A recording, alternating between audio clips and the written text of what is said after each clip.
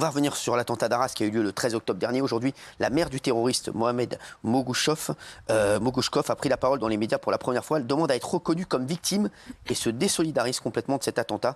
Écoutez, vous me direz ce que vous en pensez. Regardez. Trop choquée. Je n'aurais pas pu prévoir de ce qu'il peut passer cet acte. C'était trop horrible pour moi. Pour nous aussi, pour nous tous, c'était trop horrible. Comme on dit, bien sûr, je condamne. Je pensais à sa famille, sa fille, sa femme, sa mère.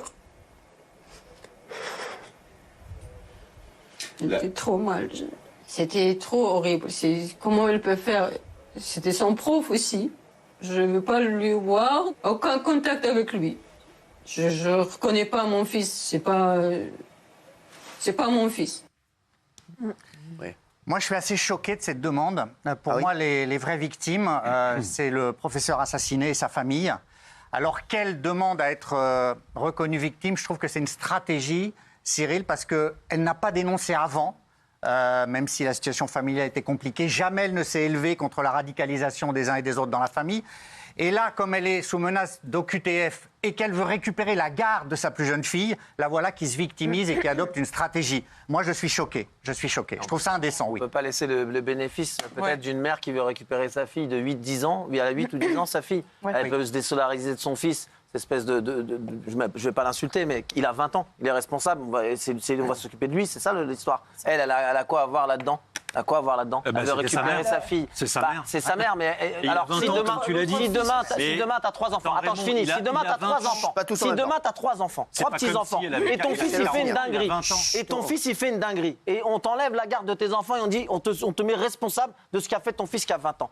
C'est ton fils de 20 ans qu'il faut punir. Pendant 18 ans, je suis censé l'avoir élevé. Ah oui, mais oui. Alors, on n'est pas mieux que tout le monde. Des fois, on élève mal. Des fois, tu peux pas savoir. Oui, Jacques. Symboliquement, ça me gêne qu'elle soit reconnue ou qu'elle puisse être reconnue comme partie civile. En revanche, et donc comme victime, avec un statut de victime. En revanche, je trouve qu'il faudrait essayer de trouver un statut particulier parce qu'elle veut marquer une rupture.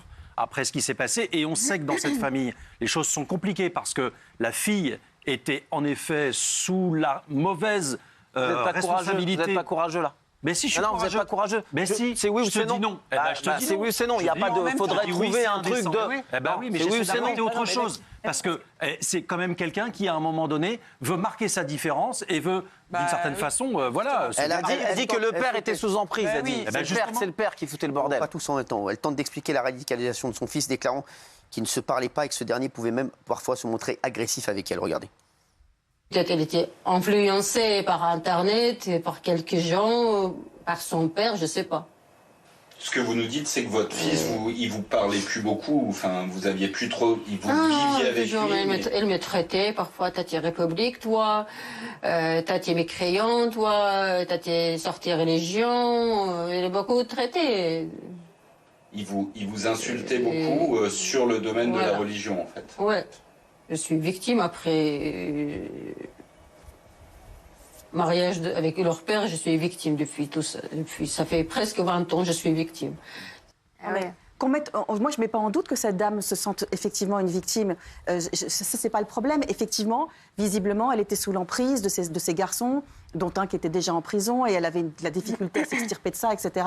Moi, ce que je remets en cause, c'est le fait qu'elle veuille être partie civile dans cette histoire, parce que de facto, on va la considérer comme victime au même niveau que les parents, que la famille de celui qu'on a tué. Et donc, moi, c'est une victime, mais ce n'est pas la même victime que la famille qui se constitue partie civile et qui, elle, a perdu son mari, son père, son fils. Tu comprends ce que je veux dire? C'est pour ça que je parlais d'un statut particulier tout à l'heure. En Italie, dans les enquêtes contre la mafia, il y a des cas particuliers pour tous ceux qui sont des témoins de moralité, qui apportent des éléments à l'enquête, qui ont été et qui peuvent dénoncer des gens de leur famille. Ils vont être considérés et protégés par la justice un peu à part. Pour moi, elle pourrait avoir ce type de Ce serait inédit rôle. d'ailleurs. Alors en fait, c'est toujours la même question, c'est Oui, les parents sont responsables de l'éducation de leurs enfants. Mais pour autant, les actions des enfants, les parents n'en sont pas toujours responsables. Et c'est toujours ça. On peut avoir plusieurs enfants et dans le lot, on a une mauvaise graine et on n'est pas responsable de ça parce que même avec la même éducation, ça ne marche pas. Parce que sinon, vous allez dire que les violeurs, les terroristes et les tueurs, c'est de père en fils. Oui. C'est pas possible, c'est pas génétique. Là, Donc elle doit être victime aussi. Elle demande à être reconnue comme victime. Oui. Vous trouvez ça indécent? Non. Vous trouvez pas ça indécent? Bah non. D'accord. C'est une victime. Pour récupérer sa fille. C'est une victime aussi. Moi qu'elle soit au même niveau que les autres. Bien sûr. C'est dingue. C'est dingue. Enfin, Raymond, je comprends pas là. S'il vous plaît. Non, mais c'est absolument. On va voir ce qu'elle a dit. Elle explique comment elle a appris que son fils était à l'origine de ce terrible attentat. Regardez. J'ai vite fait ouvrir sur l'actualité dans mon portable et j'ai vu un titre comme un Tchétchène fait quelque chose de grave en Gambetta, Arras. Je dis oh là là, je dis j'ai pas bien, c'est un Tchétchène. Encore, je pensais à d'autres trucs, d'autres choses qu'on s'est passé avec d'autres profs. Et vous avez compris que c'était Mohamed à quel moment? Non, j'ai jamais pensé. Si mon fils il peut faire passer cet acte comme ça. J'ai allumé vite fait télé. J'ai connu mon fils, oui, j'ai reconnu mon fils avec son veste gris. Ah oui, c'est aussi une victime. La mère du terroriste d'Arras demande à être reconnue comme une victime. Trouvez-vous ça indécent? Moi, j'ai qu'une réponse à dire oui.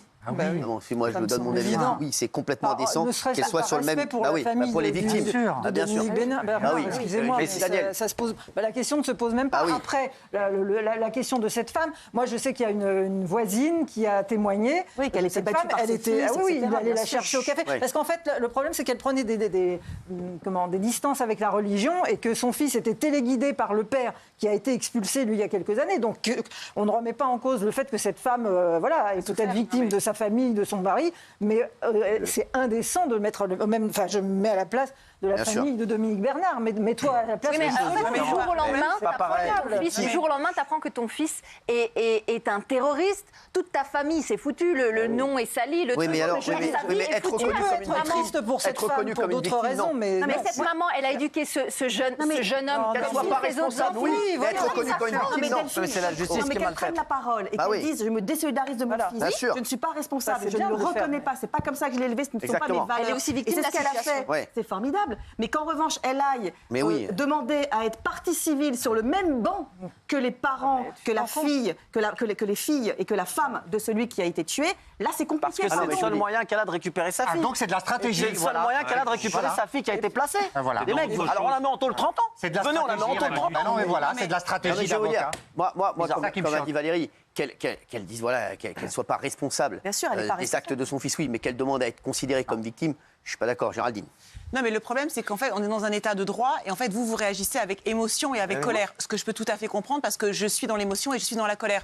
Donc, soit aujourd'hui, nos démocraties et nos valeurs, elles sont mises à rude épreuve. Oui. Donc, soit, j'estime que soit je perds le fil de ce que je voulais dire parce que je suis touchée par le destin de cette femme. C'est dommage. Non, oui. En fait, moi, je pense qu'elle est sincère, cette femme. Oui, je pense qu'elle est sincère. On n'a pas dit le contraire. Oui, mais le problème, c'est que si on la considère pas comme une victime, ça veut dire qu'on lui dit tu dégages, on ne croit pas à ta parole, on ne croit pas à ta résilience, on ne croit pas à ta réconciliation. Et peut-être que c'est ça l'issue du truc, pour déradicaliser les gens et pour que les gens ils aient confiance en notre force et en notre démocratie.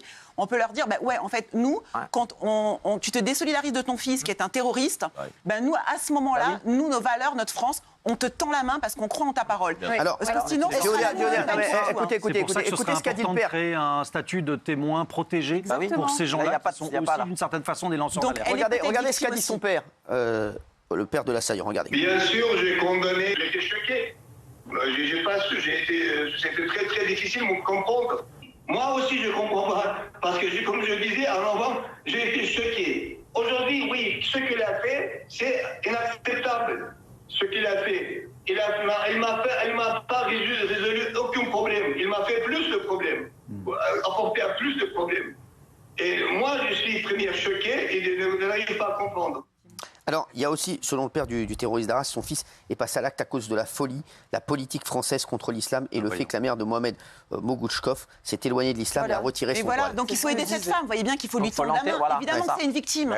Évidemment que c'est une victime de l'islamisme radical. Il pleurait que personne chante la Marseillaise, tout le temps en train de dire qu'il faut aimer la France, faut faire des trucs. C'est jamais arrivé. Dans des affaires de terroristes, c'est jamais arrivé. Peut-être qu'il faut changer ça, justement, pour la réconciiliation, justement. Parce que quand il y a des musulmans qui sont clairs, nets et précis et qui se désolidarisent, alors que là, il y a vraiment eu un terroriste, je trouve que c'est hyper important. À condition qu'elle ne soit pas placée au même plan que la victime. Moi, j'ai l'impression qu'elle est encore dans l'angélisme.